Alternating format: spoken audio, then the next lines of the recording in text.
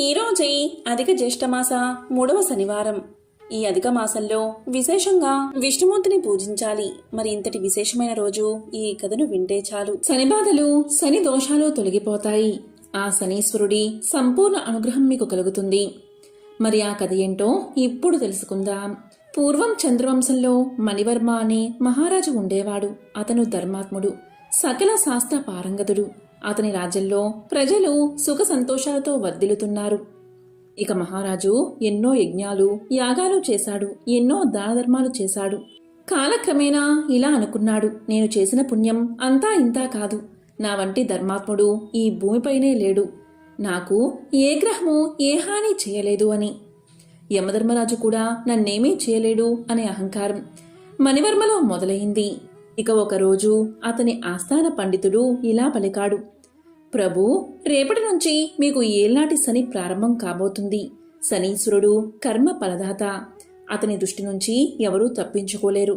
కనుక మీరు తైలాభిషేకం, నవగ్రహ శాంతి చేసి ఆ కర్మ ఫలదాతను శాంతింపచేయండి అని విన్నవించుకున్నాడు. ఆ మాటలకు మణివర్మ అట్టహాసంగా నవ్వుతూ ఇలా పలికాడు, ఏమిటి, ఆ శనీశ్వరుడు నన్నేం చేయగలడు? నేను సూర్యవంశుడైన శ్రీరాముని భక్తుణ్ణి, హనుమంతుణ్ణి ఉపాసకుడిని. నా రాజ్యంలో ప్రతి ఒక్కరూ ధర్మంగా జీవిస్తున్నారు. నేను చేసిన పుణ్యమే నాకు శ్రీరామరక్ష. ఆ మందగమనుడి గురించి నేను ఎప్పుడూ భయపడను. నా పుణ్య ఫలాన్ని అనుభవించడానికి కూడా నాకు సమయం సరిపోదు. ఇక పాప ఫలాన్ని అనుభవించే ప్రశ్నే లేదు అని గర్వంగా పలికి వారి సలహాను తిరస్కరించాడు. ఇక మరుసటి రోజు శనివారం. సూర్యోదయం కాగానే శనీశ్వరుడు మణివర్మ చక్రవర్తిని ఆవహించడానికి భూలోకానికి వచ్చాడు. ఆ రోజుకు ఒక ప్రత్యేకత ఉంది. అది ఏంటి అంటే, అధిక మాసం విష్ణువుకు ప్రీతికరం. అదేవిధంగా శనివారం శనీశ్వరుడికి, హనుమంతుడికి మరియు విష్ణుమూర్తి అవతారమైన నరసింహస్వామికి కూడా ఎంతగానో ఇష్టమైన రోజు. ఈ రోజు చేసే కర్మల ఫలితాలు అత్యంత పుణ్యాన్ని ప్రసాదిస్తాయి. ఇక శనీశ్వరుడు నేరుగా యమలోకానికి చేరుకున్నాడు. అక్కడ చిత్రగుప్తుడు తన లెక్కల్లో, పుస్తకాలలో నిమగ్నమై ఉన్నాడు. సరే, చిత్రగుప్తుడు శనీశ్వరుడి ఆగమనాన్ని చూసి లేచి నిలబడి గౌరవించాడు. ఇక శనీశ్వరుడు గంభీరమైన స్వరంతో ఇలా అన్నాడు, ఓ చిత్రగుప్త, నేను మణివర్మ చక్రవర్తిని ఆవహించబోతున్నాను. అతని పాప పుణ్యాల చిట్టాను నాకు చూపించు. అతని కర్మల ప్రకారం నేను అతనికి ఫలితాన్ని అందించాలి అని అన్నాడు. ఇక చిత్రగుప్తుడు తన చిట్టాల పుస్తకాన్ని తెరిచాడు. మణివర్మ పేరు మీద ఉన్న పుణ్యాల జాబితా పేజీలకు పేజీలు నిండిపోయి ఉన్నాయి. అతను చేసిన అశ్వమేధ యాగాలు, కట్టించిన సత్రాలు, తవ్వించిన చెరువులు, ప్రజలకు చేసిన సేవ అన్నీ స్వర్ణాక్షరాలతో లిఖించబడి ఉన్నాయి. కానీ పాపాల ఖాతాలో మాత్రం ఒక్క అక్షరం కూడా లేదు. దీంతో చిత్రగుప్తుడు ఆశ్చర్యపోయాడు. మణివర్మ చక్రవర్తి ఖాతాలో పుణ్యమే తప్ప పాపం లేదు. అతను చేసిన పుణ్యఫలం కొన్ని కల్పాల పాటు అనుభవించడానికి సరిపోతుంది. మరి నేను మీకు ఏ పాప ఫలాన్ని చూపించి అతనికి శిక్ష విధించమంటారు అని వినయంగా ప్రశ్నించాడు. ఇక శనీశ్వరుడు చిరునవ్వు నవ్వి, ఓ చిత్రగుప్త, నీ లెక్కలు కరపత్రాల మీద ఆధారపడి ఉంటాయి. నా దృష్టి కర్మ ఫలితం మీద ఆధారపడి ఉంటుంది. ఒక జీవి చేసే ప్రతి సంకల్పం, ప్రతి ఆలోచన నా దృష్టిలోనే ఉంటుంది. అతని ఖాతాలో పాపం లేకపోవచ్చు, కానీ అహంకారమనే మహాపాపం ఇప్పుడు అతనికి చేరింది. నేను పుణ్యాత్ముణ్ణు, నన్నేమీ చేయలేరు అనే గర్వమే అన్ని పాపాల కంటే పెద్దదిగా కూడా పరిగణించబడుతుంది. అది పుణ్యాన్ని హరించివేస్తుంది. నేను అతనికి శిక్ష విధించడం లేదు. అతని కర్మఫలాన్ని చూపించి అతనికి జ్ఞానోదయం కలిగించాలి అనుకుంటున్నాను అని చెప్పి భూలోకానికి చేరుకున్నాడు శనీశ్వరుడు. ఇక శనీశ్వరుడు ఒక ముసలి కుంటి జ్యోతిష్యుడి వేషంలో మణివర్మ ఆస్థానానికి వచ్చాడు. అతన్ని చూసి ద్వారపాలకులు అడ్డుకోబోగా మణివర్మ ఇలా అన్నాడు, అతన్ని లోపలికి రానివ్వండి. నా పుణ్యఫలం ముందు అతని జ్యోతిష్యం ఎంత పనిచేస్తుందో చూస్తాను అని అహంకారంగా మాట్లాడాడు. ఇక ముసలి జ్యోతిష్యుడు రాజు చేతిని చూసి, రాజా, నీ పుణ్యం అపారం. కాని శనివారం పూట నీ అదృష్టాన్ని పరీక్షించే సంఘటన జరగబోతుంది. నీ రాజధానికి ఉత్తర దిక్కున ఉన్న పురాతన నూతిలో దాగి ఉన్న సంపద గురించి నీకు తెలుసా అని అడిగాడు. దానికి రాజు ఆశ్చర్యపోయాడు. లేదు, నాకు అలాంటిదేమీ తెలీదు అన్నాడు. అప్పుడు జ్యోతిషుడు ఇలా అన్నాడు, ఆ నూతిలో మీ తాతల కాలం నాటి అపారమైన ధనరాశి ఉంది. కానీ దానికి ఒక నాగసర్పం కాపలాగా ఉంది. ఈరోజు నువ్వు స్వయంగా అక్కడికి వెళ్ళి నువ్వుల నూనెతో నూతి దగ్గర దీపాన్ని వెలిగించి పూజ చెయ్యి. దీనివల్ల ఆ సర్పం నిష్క్రమించి ఆ సంపద నీకు దక్కేలా చేస్తుంది అని చెప్పి ఆ జ్యోతిష్యుడు మాయమైపోయాడు. అప్పుడు మణివర్మ ఇలా అనుకున్నాడు, నా పుణ్యఫలం వల్లే ఈ రహస్యం బయటపడింది అని. దీంతో అతను ఆశతో తన పరివారాన్ని వద్దని చెప్పి ఒంటరిగా ఆ పాడుబడిన నూతి వద్దకు చేరుకున్నాడు. కాని ఆ నూతిలోని నీరు అంతా ఎండిపోయింది. ఇక జ్యోతిషుడు చెప్పినట్లు మణివర్మ నువ్వుల్లోనే దీపాన్ని వెలిగించాడు. తరువాత నూతి దగ్గర నుంచుని లోపలికి చూశాడు. అంతే, శని ప్రభావం మొదలైంది. అతని కాలి కింద నేల ఒక్కసారిగా కుంగి అతను ఆ లోతైన బురదతో నిండిన నూతిలో పడిపోయాడు. అతని కిరీటం ఎగిరి ఎక్కడో పడిపోయింది. రాజు యొక్క వస్త్రాలు చిరిగిపోయాయి. బయటకి రావడానికి ఎంత ప్రయత్నించినా సరే బురదలో మరింత కూరుకుపోతున్నాడు.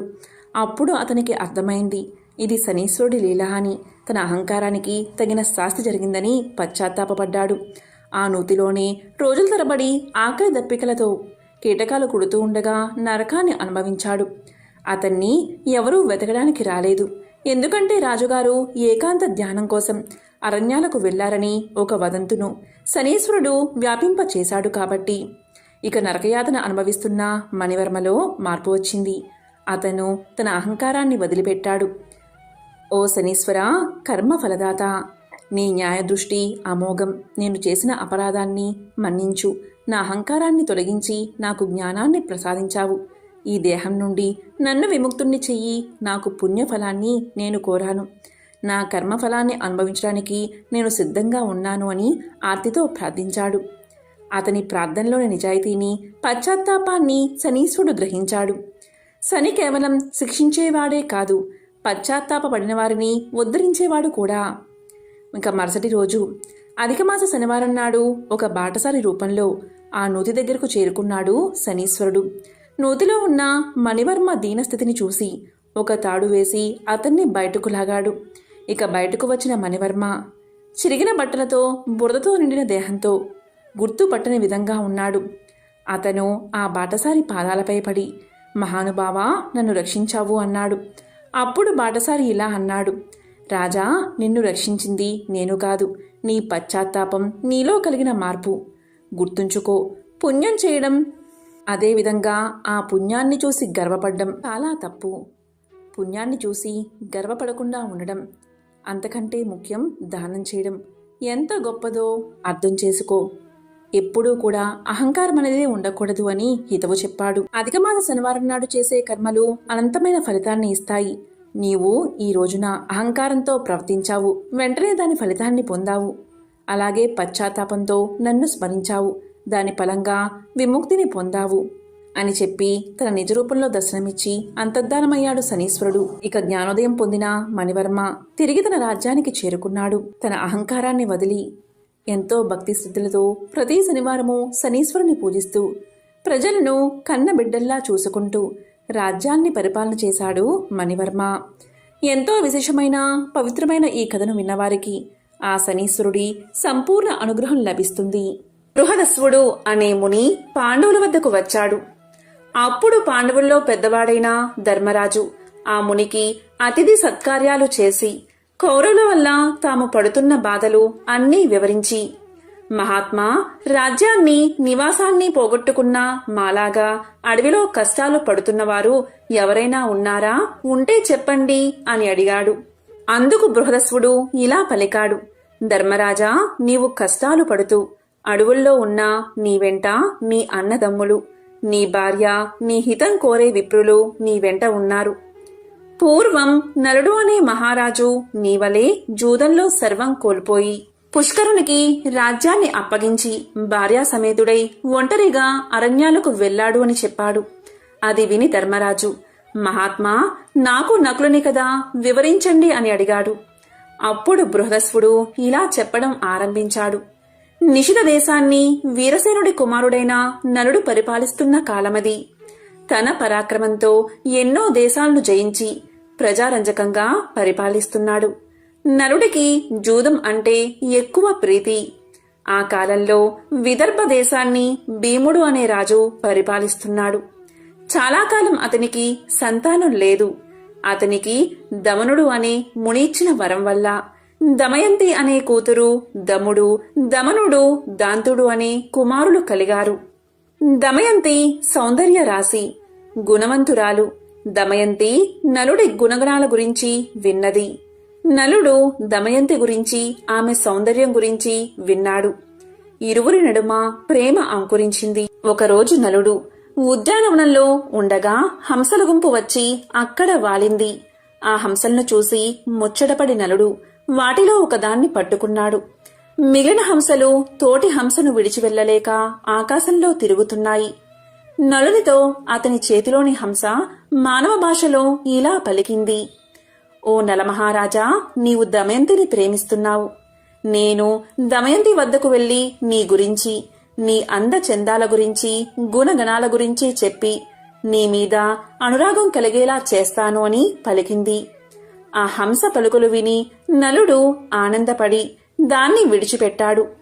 ఇచ్చిన మాట ప్రకారం ఆ హంస విదర్భ దేశానికి ఎగిరిపోయింది. అంతఃపురం ముందు విహరిస్తున్న హంసను చూసి దమయంతి ముచ్చటపడింది. చెలికత్తెల సాయంతో దమయంతి ఆ హంసను పట్టుకుంది.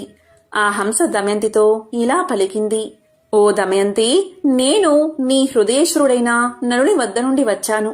నలుడు సౌందర్యవతుడు, సంపన్నుడు, సద్గుణవంతుడు. నీవు సౌందర్యంలో, గుణంలో అతనికి తగినదానివి. అతనికి భార్యవైతేనే నీకు రాణింపు అని పలికింది. అప్పుడు దమయంతి, ఓ హంస, నలుడు గురించి నాకు ఎలా చెప్పావో అలాగే నలుడికి కూడా నా గురించి చెప్పు అన్నది. ఆ హంస అలాగే చేసింది. ఇలా ఇరువురికి ఒకరిపై ఒకరికి అనురాగం అధికమైంది. నలా దమయంతుల ప్రణయ విషయం దమయంతి చెలికత్తెల ద్వారా తెలుసుకున్న భీమ మహారాజు కుమార్తెకు స్వయంవరం ప్రకటించాడు. ఆహ్వానాన్ని అందుకున్న రాజులంతా స్వయంవరానికి విచ్చేశారు. నలుడు కూడా స్వయంవరానికి పోతున్నాడు. ఇంద్రుడికి దమయంతి స్వయంవర విశేషం తెలిసి దిక్పాలకులతో స్వయంవరానికి బయలుదేరాడు. మార్గమధ్యలో నలుణ్ణి చూసిన ఇంద్రుడు నలుడితో, నిషధరాజా, నీవు నాకు దూతగా పనిచేయాలి అన్నాడు. అప్పుడు నలుడు, అలాగే చేస్తాను. ఇంతకీ మీరెవరు? నేను నీకేమి చెయ్యాలి అని అడిగాడు. అప్పుడు ఇంద్రుడు నలునితో, నేను ఇంద్రుణ్ణి. వీరు దిక్పాలకులు. నీవు పోయి దమయంతికి మా గురించి చెప్పి ఆమె మమ్మల్ని వరించేలా చెయ్యాలి అన్నాడు. అప్పుడు నలుడు ఇంద్రునితో, అయ్యా, నీకిది ధర్మమా? నేను కూడా అదే పనిమీద పోతున్నాను కదా అన్నాడు. అప్పుడు ఇంద్రుడు నలునితో, నీవు మాకు మాటిచ్చావు కనుక ఈ కార్యం చేయవలసిందే. ఇది దేవతా కార్యం. నీవు చేయగలవు. మాట తప్పడం ధర్మం కాదు. మా మహిమ చేత అంతఃపురానికి వెళ్లడానికి నీకు ఎవరూ అడ్డు చెప్పరు అన్నాడు. గత్యంతరం లేక నలుడు దమయంతి అంతఃపురంలో ప్రవేశించాడు. నలుడు దమయంతిని మొదటిసారిగా చూసి హంస చెప్పిన దానికంటే దమయంతి సౌందర్యవతి అనుకున్నాడు. దమయంతి, ఆమె చెలికత్తెలు నలుణ్ణి చూసి ఆశ్చర్యపోయారు. దమయంతి నలుణ్ణి చూసి, మహాత్మా, మీరు ఎవరు? ఎక్కడి నుండి వచ్చారు? ఈ అంతఃపురంలో ఎవరికీ కనబడకుండా ఎలా ప్రవేశించారు అని అడిగింది. అప్పుడు నలుడు దమయంతితో, నా పేరు నలుడు. నేను దేవదూతగా వచ్చాను. దిక్పాలకులు వారిలో ఒకరిని వరించమని నీకు చెప్పమని నన్ను పంపారు అన్నాడు. నలుడి మాటలకు ఆమె మనసు కష్టపడింది. అయ్యా, నేను మానవకాంతను. నమస్కారం చేయవలసిన దేవతలను వరించడం ధర్మమా? నాడు హంస చెప్పింది మొదలు నిన్నే నా భర్తగా తలుచుకుంటున్నాను. నా తండ్రి భీమరాజు మిమ్మల్ని ఇక్కడికి రప్పించడానికే స్వయంవరం ప్రకటించాడు. మీరే నా భర్త కనుక నన్ను స్వీకరించండి, లేకుంటే నా ప్రాణాలను తీసేసుకుంటాను. అంతేకాని ఇతరులను వరించను అని దమయంతి ప్రార్థించింది. అప్పుడు నలుడు దమయంతితో, దమయంతి, దేవతలు ఐశ్వర్యవంతులు, జరా మరణాలు లేనివారు. వారిని కాదని జరామరణాలకు ఆలవాలమైన నన్ను కోరడం న్యాయమా అని పలికాడు. ఆ మాటలు విని దమయంతి దుఃఖించింది. ఆమె నలుడితో, నేను ఒక ఉపాయం చెప్తాను. అందరి ముందు నేను దేవతలను ప్రార్థించి మిమ్మల్ని వివాహం చేసుకుంటాను. అప్పుడు మీకు దేవతల మాట వినలేదన్నా దోషం ఉండదు అని పలికింది. ఆ మాటలు నలుడు ఇంద్రుడికి చెప్పాడు. అది విని దిక్పాలకులు, దమయంతి మమ్మల్ని ఎలా వరించదో చూస్తాము అని అందరూ నలుడి రూపంలో స్వయంవరానికి విచ్చేశారు. స్వయంవర మండపంలో ఒకేసారి 5 నలులు కనిపించారు. దమయంతి వరమాల పట్టుకుని వచ్చింది. మనసులో ధ్యానించి, దేవతలారా, నలుణ్ణి గుర్తుపట్టడంలో నాకు సహకరించండి, మీ నిజ రూపాలతో ప్రత్యక్షం అవ్వండి అని ప్రార్థించింది. వారు దమయంతిని కరుణించి తమ నిజరూపాలతో ప్రత్యక్షం అయ్యారు. నలా దమయంతులకు వైభవోపేతంగా వివాహం జరిగింది. ఇంద్రాది దేవతలు అనేక వరాలిచ్చి అనుగ్రహించారు. ఇలా దేవతలు దమయంతి స్వయంవరం చూసి దేవలోకం వెళ్తూ ఉండగా దేవతలకు కలి పురుషుడు కనిపించాడు. ఇంద్రుడు కలిపురుషుని చూసి ఎక్కడికి పోతున్నావు అని అడిగాడు. అప్పుడు కలిపురుషుడు భూలోకంలో జరుగుతున్న దమయంతి స్వయంవరానికి పోతున్నాను అన్నాడు. ఆ మాటలకు వారు నవ్వి, దమయంతి స్వయంవరం జరిగింది, ఆమె నలుణ్ణి వివాహం చేసుకుంది అన్నారు. దీంతో కలికి కోపం వచ్చింది. నలుడిని రాజ్యభ్రష్టుణ్ణి చేసి వారిద్దరికీ వియోగం కల్పించాలి అనుకున్నాడు. నలుడు ధర్మాత్ముడు. కలి ప్రవేశానికి చాలా కాలానికి గాని అవకాశం రాలేదు. ఒకరోజు నలుడు మూత్ర విసర్జన చేసి పాద ప్రక్షాళన చేయకుండా సంధ్యావందనం చేశాడు. ఆ శౌచాన్ని ఆధారం చేసుకుని కలి అతనిలోకి ప్రవేశించాడు. నలుడి దాయాది అయిన పుష్కరుని వద్దకు వెళ్లి నలుడికి జూద వ్యసనం ఉందని అతనితో జోదమాడి అతని రాజ్యాన్ని గెలవచ్చని నమ్మబలికాడు కలి. బ్రాహ్మణ వేషంలో పుష్కరునితో నలుడి వద్దకు వెళ్లి జూదానికి ఆహ్వానించాడు. జూదానికి పిలిస్తే పోకపోవడం ధర్మం కాదని నలుడు జూదమాడ్డానికి అంగీకరించాడు. జూదం మొదలైంది. నలుడు తన రాజ్యాన్ని, సంపదలను వరుసగా పోగొట్టుకుంటున్నాడు. అయినా ఆడ్డం మానలేదు. సమస్తం పోయే వరకు ఆడాడు. దీంతో దమయంతి దుఃఖించి ఓడే కొద్దీ గెలవాలనే పంతం పెరుగుతుంది, ఏమీ చెయ్యలేమో అని సరిపెట్టుకుంది. నలుడు ఓడిపోవడం తథ్యమని గ్రహించిన దమయంతి తన కుమార్తె ఇంద్రను, కుమారుడు ఇంద్రసేనను, సారథిని తోడిచ్చి విదర్భలో ఉన్న తండ్రి వద్దకు పంపించేసింది. నలుడు తన రాజ్యాన్ని కోల్పోయి నగరం వెలుపులా 3 రోజులు ఉన్నాడు. జూదంలో సర్వం పోగొట్టుకున్న నలుణ్ణి చూడడానికి ఎవరూ రాలేదు. ఆకలికి తట్టుకోలేకపోయాడు.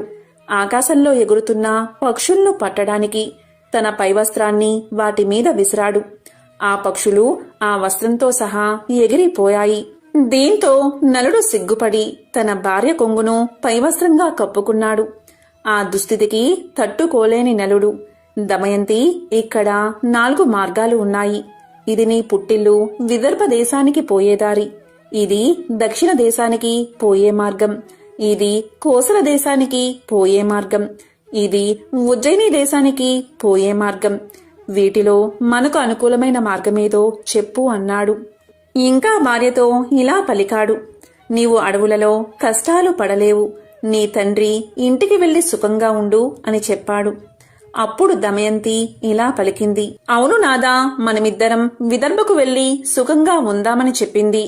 అప్పుడు నలుడు, దమయంతి, మహారాజుగా విదర్భలో తిరిగినవాడిని, రాజ్యభ్రష్టుడిగా ఎలా రాగలను చెప్పు, అన్ని రోగాల కన్నా పెద్ద రోగం దుఃఖం, అందుకు భార్య పక్కన ఉండడమే పరమ ఔషధం, అందుకని నీవు పక్కన ఉంటే ఎన్ని కష్టాలనైనా సుఖాలుగానే ఉంటాయి అన్నాడు నలుడు.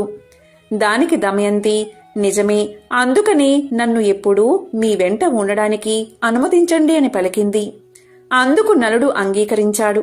ఒకరోజు అడవిలో నలుడి తొడమీద తలపెట్టుకుని దమయంతి నిద్రపోతూ ఉంది. ఆమెను చూసి నలుడు, ఈ సుకుమారి నాతో అడవుల్లో కష్టాలు పడుతుంది, నా వెంట ఉండడమే ఈమె కష్టాలకు కారణం, నేనే లేకపోతే ఈమె పుట్టింటికి వెళ్లి సుఖపడుతుంది అని మనసులో అనుకుని తాను ధరించిన చీర భాగాన్ని చింపి పైన వేసుకుని ఆమెను వదల్లేక విడిచి వెళ్లాడు. నిద్ర లేచిన దమయంతి భర్త లేకపోవడం చూసి ఎంతో దుఃఖించింది. భర్తను తలుచుకుంటూ అడవిలో తిరుగుతున్న దమయంతిని ఒక కొండ చిలువ పట్టుకుంది. భయంతో దమయంతి కేకలు వేసింది. ఆ కేకలు విని ఒక కిరాతకుడు తన కత్తితో ఆ కొండ చిలువను చంపి దమయంతిని రక్షించాడు. ఆ కిరాతకుడు దమయంతి గురించి తెలుసుకున్నాడు. ఆమె నిస్సహాయతను తెలుసుకుని ఆమెను తాకబోవగా దమయంతి అతన్ని భస్మం చేసేసింది. భర్తను తలుచుకుంటూ అడవిలో దారి తెన్ను లేకుండా ప్రయాణిస్తూ ఉండగా ఆమెకు ఒక మునిపల్లె కనబడింది. అక్కడ ఆమె ముని శ్రేష్ఠుల్ని చూసింది. మునులు దమయంతిని చూసి అమ్మా, నీవెవరు? ఒంటరిగా ఎందుకు తిరుగుతున్నావు అని అడిగారు. సమాధానంగా దమయంతి, ముని పుంగువులారా, నేను నలచక్రవర్తి భార్యను. నా పేరు దమయంతి. విధివశంతో నా భర్త నన్ను విడిచి వెళ్ళాడు. నాకు వారి జాడ చెప్పగలరా? నేను భర్త లేనిదే జీవించలేను అని అంది. దానికి మునులు, అమ్మా, నీకు త్వరలోనే భర్త సమాగమం జరుగుతుంది, చింతపడుకు అని చెప్పి వెళ్లారు. దమయంతి పిచ్చిదానిలా భర్తను వెతుక్కుంటూ ఆ అడవిలో తిరుగుతూ ఉంది. ఇంతలో అటుగా పోతున్న బాటసారులు ఆమెను చూశారు. కొందరు ఆమెను పిచ్చిది అని ఎగతాళి చేశారు, కొందరు ఆమెకు మొక్కారు. వారిలో ఉన్న వ్యాపారి ఆమె గురించి తెలుసుకుని, అమ్మా, నేను నలుణ్ణి చూడలేదు, కాని మేము చేదీ దేశానికి పోతున్నాము అని పలకగానే దమయంతి వారితో, నేను కూడా మీ వెంట వస్తాను అంది. ఆ వ్యాపారి ఆమెను తన వెంట తీసుకువెళ్లాడు. వారు అడవి మార్గంలో రాత్రివేళ నిద్రిస్తున్న సమయంలో ఒక ఏనుగుల గుంపు వారిలో చాలా మందిని తొక్కేసింది. వారిలో చాలా మంది మరణించడం చూసి దమయంతి తన దురదృష్టానికి దుఃఖించింది. తనను చంపలేదని రోదిస్తున్న ఆమెను కొందరు బ్రాహ్మణులు ఓదార్చి ఆమెను తమ వెంట సుబాహు నగరానికి తీసుకెళ్లారు. చేదీదేశ రాజధాని సుబాహపురం చేరింది దమయంతి. ఉళ్లంతా దుమ్ముతో వీధిలో వెళ్తున్న దమయంతిని రాజమాత చూసి దాసీలను పంపి దమయంతిని అంతఃపురానికి పిలిపించింది. రాజమాత దమయంతితో, అమ్మా, నిన్ను చూస్తుంటే రాచకల ఉట్టిపడుతుంది. నీవు ఎవరు అని అడిగింది. దానికి దమయంతి, అమ్మా, నా భర్త జోదంలో రాజ్యాన్ని పోగొట్టుకున్నాడు. నన్ను అడవిలో ఒంటరిగా విడిచి వెళ్లాడు. అతన్ని వెతుకుతూ తిరుగుతున్నాను అని చెప్పింది. దానికి రాజమాత, అమ్మా, ఇక నుండి నువ్వు నా దగ్గర సైరంధ్రిగా ఉండు. నీకు ఏ లోటు రాకుండా నేను చూస్తాను. నీ భర్తను వెతికి తెస్తాను అని చెప్పింది. దమయంతి అందుకు అంగీకరించి, అలాగే ఉంటా, కానీ నేను సైరంధ్రిగా ఎవరి ఎంగిలి తినను, పరులకు కాళ్ళు పట్టను, పరపురుషులతో మాట్లాడను. కేవలం నా భర్తను వెతుకుతూ వెళ్లే బ్రాహ్మణులతో మాత్రం మాట్లాడతాను అని చెప్పింది. రాజమాత అందుకు అంగీకరించి తన కుమార్తె సునంద వద్దకు పంపింది. దమయంతి అక్కడే ఉండిపోయింది. దమయంతిని వదిలి వెళ్లిన నలుడు అడవిలో ప్రయాణిస్తూ ఉండగా అడవి అంతటా దావానలం వ్యాపించింది. ఆ మంటల మధ్య నుంచి రక్షించండి, రక్షించండి అన్న ఆర్తనాదం వినిపించింది. ఆ ఆర్తనాదం విని నలుడు అగ్ని కీలల నడుమ ఉన్న నాగకుమారుణ్ణి రక్షించాడు. ఆ పాము నలుణ్ణి కాటేసింది. పాము కాటుకు నలుడు వికృత రూపుడయ్యాడు. అప్పుడు ఆ పాము తన నిజరూపంతో ప్రత్యక్షమై నలుడితో, నల మహారాజా, నా పేరు కర్కోటకుడు. నేను నిన్ను కాటేశానని భయపడకు. ఇక నిన్ను ఎవరూ గుర్తించరు. పాము కాటు నిన్నేమీ చెయ్యదు. నీ రాజ్యం నీకు ప్రాప్తిస్తుంది. నీ భార్య నీకు దక్కుతుంది. నీకు ఎప్పుడు నిజరూపం కావాలన్నా నన్ను తలుచుకుంటే నీ వద్దకు ఒక వస్త్రం ఎగురుతూ వస్తుంది. దాన్ని కప్పుకుంటే నీ పూర్వాకృతి వస్తుంది. నీకు మరొక విషయం చెప్తాను. ఇక్కడికి దగ్గరలో ఇక్ష్వాకు వంశస్థుడైన ఋతుపర్ణుని రాజ్యముంది. నీవు అక్కడికి వెళ్ళు. బాహుకుడు అనే పేరుతో అతని వద్ద రథసారథిగా చేరు. నీవు అతడికి అశ్వహృదయం అనే విద్యను ఇచ్చి అతని నుండి అక్షహృదయం అనే విద్యను గ్రహించు అని చెప్పి కర్కోటకుడు వెళ్లిపోయాడు. నలుడు ఋతుపర్ణుని వద్ద సారథిగా చేరాడు. అలాగే వంటశాలలో చేరి రుచికరమైన వంటలు వండిపెట్టసాగాడు. నలుడికి జీవలుడు సహాయకుడిగా ఉన్నాడు. ఎక్కడ ఉన్నా నలుడు ఎప్పుడూ దమయంతిని తలచి దుఃఖిస్తూనే ఉండేవాడు. ఒకరోజు నలుడు దమయంతిని తలుచుకుని దుఃఖిస్తూ ఉండగా జీవలుడు విని, ఈ వికృత రూపి ప్రియురాలు ఎంత వికృత రూపంతో ఉంటుందో అనుకుంటూ నలుడి దగ్గరకు వచ్చి విషయం ఏమిటని అడిగాడు. అందుకు నలుడు జీవలునితో, అయ్యా, నాకు ఒక ప్రేయసి కూడానా? నాకు తెలిసిన ఒక సైనికుడు తన ప్రేయసి గురించి దుఃఖిస్తుండగా చూశాను. అతన్ని అనుకరిస్తూ ఏడుస్తున్నాను అన్నాడు. విదర్భ దేశంలో ఉన్న భీమునికి నలుడి విషయాలు తెలిసాయి. తన కూతురు, అల్లుడు ఏమయ్యారో అని పరితపించాడు అతను. వారిని వెతకడానికి నలువైపులా బ్రాహ్మణులు పంపించాడు. ఎన్నో బహుమానాలు ప్రకటించాడు. చేదీ దేశం చేరిన బ్రాహ్మణుడు దమయంతి నుదుటిన ఉన్న పుట్టు మచ్చను చూసి ఆమెను గుర్తించారు. అతడు దమయంతితో, అమ్మా, నేను నీ తండ్రి వద్ద నుండి వస్తున్నాను. అక్కడి వారంతా క్షేమం. నేను నీ సోదరుడి మిత్రుడను అనగానే దమయంతి వారిని తలుచుకుని పెద్దగా రోదించింది. అది చూసిన రాజమాత ఆ బ్రాహ్మణుణ్ణి చూసి, బ్రాహ్మణోత్తమా, ఈమె ఎవరి భార్య, ఎవరి కూతురు, ఇలా ఉండడానికి కారణం ఏమిటి అని అడిగింది. దానికి అతడు, అమ్మా, ఈమె విదర్భరాజు కుమార్తె, నల చక్రవర్తి భార్య, ఈమె పేరు దమయంతి. నల మహారాజు విధివశాత్తు రాజ్యాన్ని పోగొట్టుకుని అడవుల పాలయ్యాడు. భీముని ఆజ్ఞపై ఈమెను వెతుకుతూ ఇక్కడకు వచ్చి ఈమెను గుర్తించాను అన్నాడు. అది విని దమయంతిని కౌగిలించుకున్న రాజమాత, దమయంతి, నీవు నాకు పుత్రికా సమానురాలివి. నేను నీ తల్లి దశార్ణరాజు కుమార్తెలము. నీ తల్లి విదర్భరాజును వివాహం చేసుకుంది. నేను వీరబాహుణ్ణి వివాహం చేసుకున్నాను అని పలికింది. అందరూ ఎంతో సంతోషించారు. దమయంతి బ్రాహ్మణుడితో పుట్టింటికి ప్రయాణమయ్యింది. రాజసౌధంలో ఉన్న దమయంతి భర్త వియోగంతో బాధపడుతూనే ఉంది. ఆమె తన తండ్రితో, నా భర్తను తక్షణం వెతికించండి, ఆయన లేకుండా నేను బతకలేను అంది. భీముడు వెంటనే బ్రాహ్మణుల్ని పిలిచి నలుణ్ణి వెతకమని చెప్పారు. వారితో దమయంతి ఇలా చెప్పింది, నా భర్త ఇప్పుడు రాజ్య భ్రష్టుడు కనుక మారువేషంలో ఉంటాడు. మీరు వెళ్లిన రాజ్య సభలలో ఈ విధంగా ప్రకటించండి, నీవు సత్యసంధుడువు కాని నీ సతిని వంచావు, ఆమె సగం వస్త్రం ధరించి వెళ్లావు, అలా చేయడం ధర్మమా, నాపై కరుణ చూపు అని చెప్పండి. ఈ మాటలకు ఎవరైనా రోషపడి బదులిస్తే నా వద్దకు వచ్చి చెప్పండి అని పలికింది. అలా నలుణ్ణి వెతకడానికి వెళ్లిన వారంతా నలుని జాడ తెలుపకపోయినా వారిలో పర్ణాదుడు అనే విప్రుడు దమయంతితో, అమ్మా, నేను ఋతుపర్ణుని రాజ్యంలో నీవు చెప్పినట్లే చెప్పాను. అక్కడ ఒక కురూపి వంటవాడు సారథి అయిన బహుకుడు అనేవాడు నన్ను రహస్యంగా కలుసుకుని, అయ్యా, భర్త కష్టాల్లో ఉన్నా సహించి ఆదరించే భార్య ఇహలోకంలోనూ పరలోకంలోనూ సుఖపడుతుంది అన్నాడు అని దమయంతితో చెప్పాడు. దమయంతి ఆలోచించగా అతడు నలుడు కాకపోతే అలా ఎందుకు బదులిస్తాడు అనుకుంది. తన అనుమానం దృఢపరుచుకోవడానికి తల్లి అనుమతితో సుదేవుడు అనే బ్రాహ్మణుణ్ణి పిలిపించింది. సుదేవా, నీవు ఋతుపర్ణుని రాజుతో, రాజా, భీముడు తన అల్లుడి కొరకు వెతికించినా ఫలితం లేదు కనుక ద్వితీయ స్వయంవరం ప్రకటించాడు.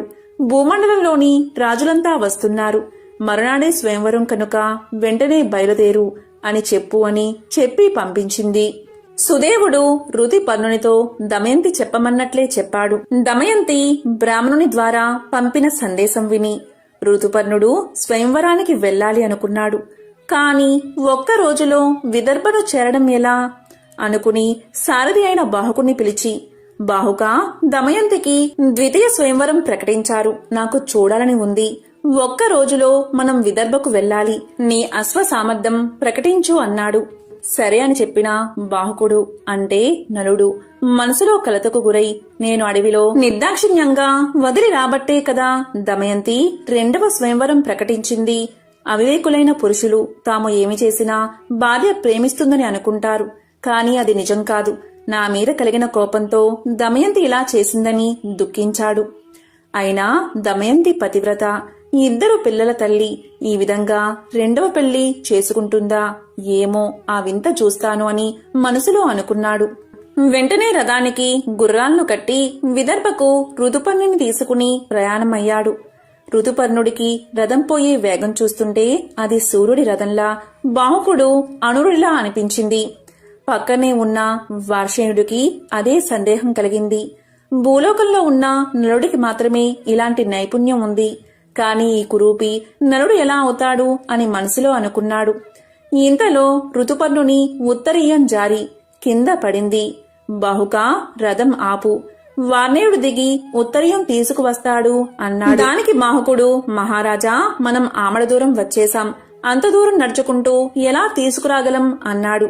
అతని రథసారథ్యానికి ఋతుపర్ణుడు ఆశ్చర్యపోయాడు. తన పరిజ్ఞానాన్ని బాహుకుడికి చూపించాలన్న ఆసక్తి కలిగింది. అంతలో రథం ఒక పెద్ద వృక్షాన్ని దాటింది. ఋతుపర్ణుడు బాహుకునితో, బాహుక, ఆ వృక్షంలో ఎన్ని కాయలు, ఎన్ని పువ్వులు, ఎన్ని ఆకులు ఉన్నాయో నేను చెప్పగలను అన్నాడు. దానికి బాహుకుడు, చెప్పండి మహారాజా అన్నాడు. ఋతుపర్ణుడు చెప్పాడు. లెక్కించి చూస్తే కాని నమ్మను అని రథమాపి ఆ చెట్టును పడగొత్తించి లెక్కించాడు. ఋతుపర్ణుడు చెప్పిన లెక్కకు ఖచ్చితంగా సరిపోయింది. దానికి బాహుకుడు ఆశ్చర్యపడి ఆ విద్యను తనకు ఉపదేశించమని అడిగాడు. ఋతుపర్ణుడు, బాహుక, ఇది అక్ష విద్య అని సంఖ్యాశాస్త్రమన్నాడు. దానికి బాహుకుడు, మహారాజా, నేను మీకు అశ్వహృదయం నేర్పిస్తాను, మీరు నాకు అక్ష విద్య నేర్పించాలి అన్నాడు. ఇలా అక్షహృదయ విద్య మహిమ వల్ల నలుల్లో నుండి కలి వెలుపలికి వచ్చాడు. తన్ను క్షమించమని నలుణ్ణి వేడుకున్నాడు. నలుడు ఆగ్రహించి శపించబోయాడు.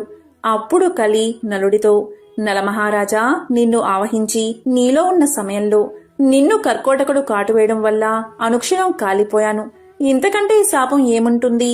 నన్ను క్షమించి విడిచిపెట్టు అని వేడుకున్నాడు. ఇలా జరగగానే నలుడి రథం విపరీతమైన వేగంతో విదర్భలోకి ప్రవేశించింది. ఆ ఘోష విని దమయంతి నలుడి రథాన్ని గుర్తుపట్టింది. ఋతుపర్ణరాజుకు విదర్భలో స్వయంవరం జరుగుతున్నా సందడి కనిపించలేదు. బాహుకుడు అంటే నలుడు రథాన్ని అశ్వసాల్లో నిలిపి సేదతీరాడు. అప్పుడు దమయంతి తన దాసీతో, వచ్చింది ఋతుపర్ణ మహారాజు, అతని సారథి వార్షేయుడు, వారు నాకు తెలుసు. కాని వారి వెంట ఉన్న కురూపి ఎవరు అని అడిగింది. వివరాలు కనుక్కుని రమ్మంది. దాసి వివరాలు కనుక్కుని రాగానే దమయంతి అతను నలుడు అని నిశ్చయించుకుని తన తండ్రి అయిన భీమరాజు దగ్గరకు వెళ్లి నలుడు బాహుకుడు అని చెప్పింది. అలా చెప్పి నలుడి పాదాలపై పడి నమస్కారం చేసుకుంది. వెంటనే ఆకాశం నుండి వాయుదేవుడు, నలచక్రవర్తి, ఈమె పవిత్రురాలు, పతివ్రత, నేను సూర్యుడు చంద్రుడు ఈమె సౌశీల్యం కాపాడుతున్నాము అని పలికాడు. వెంటనే నలుడు కర్కోటకుడిని స్మరించాడు. వెంటనే ఒక వస్త్రం వచ్చింది. అది ధరించగాని నలుడికి ఇంద్రతేజస్సుతో సమానమైన మనోహరమైన పూర్వరూపం వచ్చింది. దమయంతిని పరిగ్రహించాడు. ఈ విధంగా నలా దమయంతులు కలిశారు. ఈ నలుడి కథ శ్రద్ధతో వినేవారు, సమావేశాల్లో చదివి వినిపించేవారు కలివల్ల సంభవించే దోషాల నుండి విముక్తిని పొందుతారు. సర్వ పుణ్యకార్యాలు చేసినప్పుడు లభించే పుణ్య ఫలితాలు నలోపాఖ్యానం విన్నవారికి, వినిపించిన వారికి కూడా లభిస్తాయి.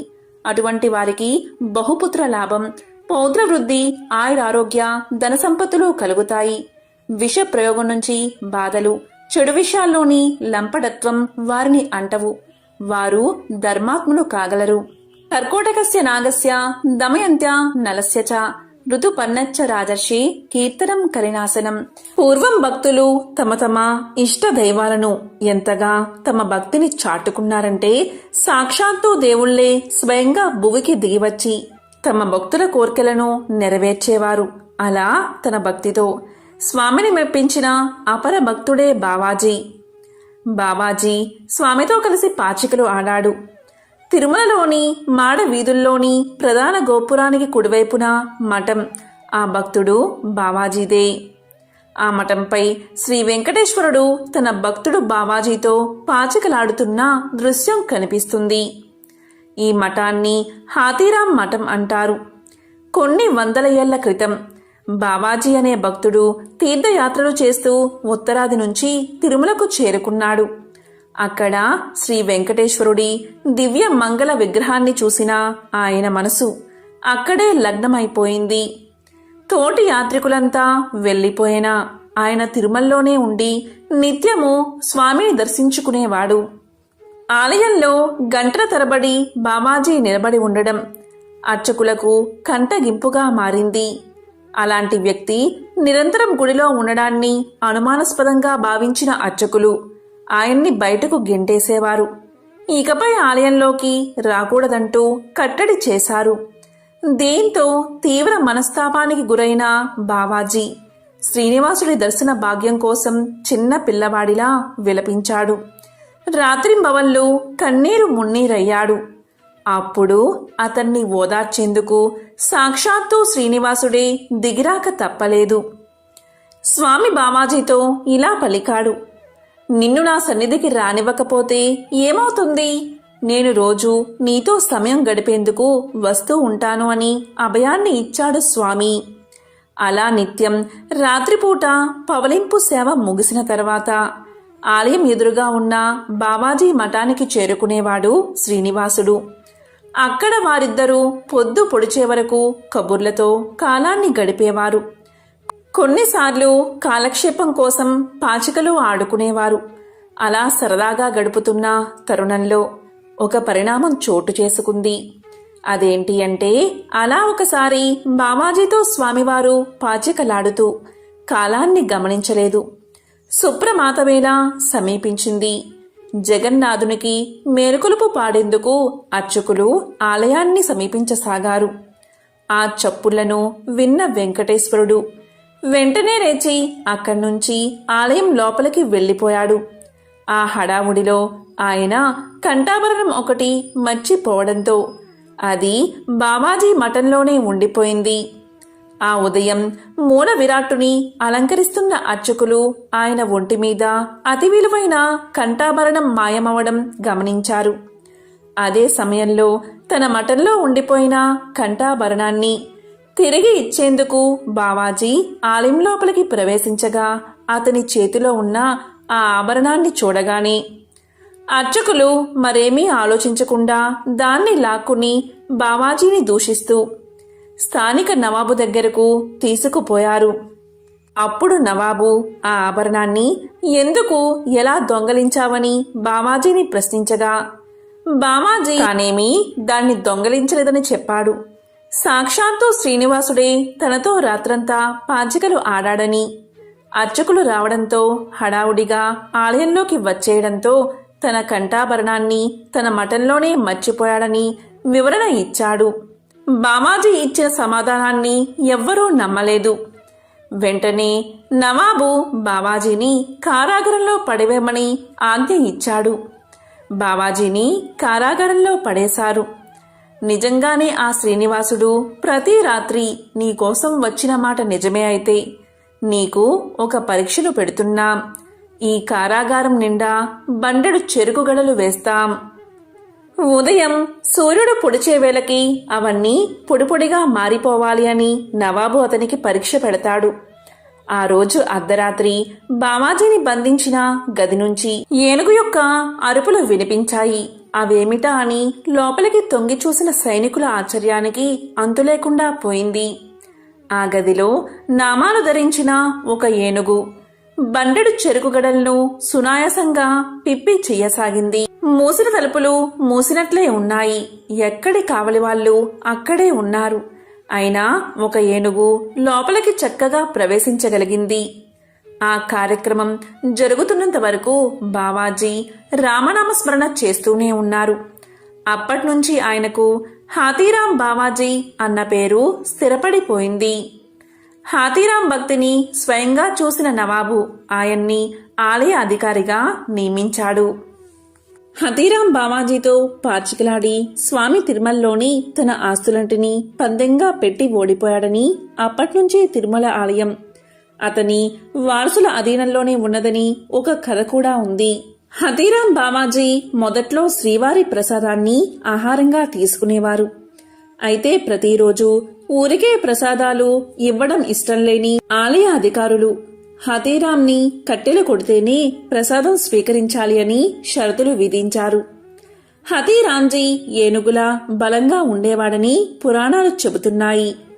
శ్రీవారి ప్రసాదం కోసం కట్టెలు తెచ్చి వాటిని గొడ్డలతో హాతీరాంజీ ముక్కలు చేసేవాడట. కొన్ని రోజుల తర్వాత బావాజీకి బాధ అనిపించిందట. తన సమయమంతా దీనికి కేటాయిస్తున్నానేంటి అనుకునేవారట హాతీరాంజీ. తిండి సంగతి దేవుడు ఎరుగు, ముందు తపస్సు చేసుకుందామని నిర్ణయానికి వచ్చి శ్రీవారి ఆలయానికి దూరంగా పాప వినాశనం అడవుల్లోకి వెళ్లిపోయారు హాతీరాంజీ. ఆలయానికి అతి సమీపంలోని అటవీ ప్రాంతంలో హాతీరాం బావాజీ తపస్సుకు కూర్చున్నాడు. ఆ సమయంలో ఆయనకి ఆకలి వేసింది. ఆకలిని తట్టుకోలేక ఎదురుగా ఉన్న చిన్న చెట్టు ఆకులను తీసుకుని ఆరగించాడు. ఆ ఆకులు తీయగా ఉండడంతో ఆవురావురమంటూ ఆ ఆకులన్నిటినీ ఆరగించాడు హాతీరాంజీ. పక్కనే ఉన్న తీర్థంలో నీళ్లు తాగాడు. ఆకలి తగ్గాక బావాజీకి భయం వేసింది. ఆకుల వల్ల ఏమన్నా అవుతుందా అని ఆలోచించడం మొదలుపెట్టాడు. అయితే అతనికి ఏమీ కాలేదు. ఆకులు తిన్న తర్వాత అన్నం మాట మర్చిపోయి ఆకులు మాత్రమే తినడం ప్రారంభించాడు. అలా తన తపస్సును పూర్తి చేశాడు. 12 ఏళ్ల పాటు అతను ఆ బద్యాకులు తింటూ తపస్సు చేసుకునేవాడు. కొంతమంది ఈ ఆకులను రామభద్రం ఆకులని లేక రామపతి ఆకులని పిలుస్తూ ఉంటారు. గతంలో అన్ని చెట్లు ఉండగా బావాజీ ఈ ఆకుల్నే తినడం ఆశ్చర్యంగా ఉంది కదా. ఇదంతా శ్రీవారి మహిమే అని పురాణాలు చెబుతున్నాయి.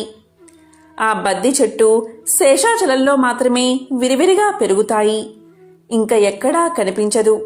పాప వినాశనం దగ్గరలో వేణుగోపాలస్వామి ఆలయం దగ్గర హాతీరాం బాబాజీ సమాధి ఉంది. అక్కడే ఆయన తపస్సు చేశారు. అక్కడికి వెళ్ళిన బద్దాకును ఇస్తూ ఉంటారు. ఈ ఆకు తీయగా పుల్లగా ఉంటుంది. దీన్ని ఎంతైనా తినవచ్చు. దీన్ని తింటే సంపూర్ణ ఆరోగ్యం పొందడం ఖాయమట. ఎంతో పవిత్రమైన విశేషమైన ఈ ఆషాఢ శనివారం రోజు ఈ కథను విన్నా, చదివినా, చెప్పినా, వినిపించినా జన్మల పాపాలు తొలగి కోటి జన్మల పుణ్యం వస్తుంది. సకల శుభాలు కలుగుతాయి. ఓం నమో నారాయణాయ. ఓం నమః శివాయ. ఓం శ్రీ మాత్రే నమః.